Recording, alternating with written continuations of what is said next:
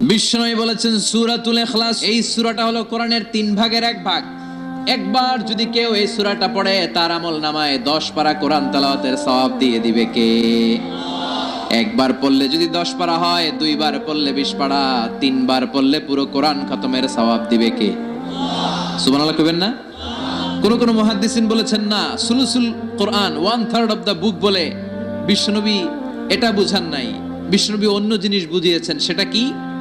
আপনি যদি আমাকে বলেন যে হুজুর পুরো কোরআনের 30 পারায় আল্লাহ কি বলেছে, আপনি 3 কথায় বলেন, তাহলে আমাকে বলতে হবে আল্লাহ বলেছেন কোরআনে তাওহীদের কথা, আল্লাহ বলেছে কোরআনে রিসালাতের কথা, আল্লাহ বলেছে কোরআনে আখিরাতের কথা। 3টা, তাওহীদ, রিসালাত, আখিরাত। সবাই বলেন তাওহীদ, তাওহীদ, রিসালাত, আখিরাত।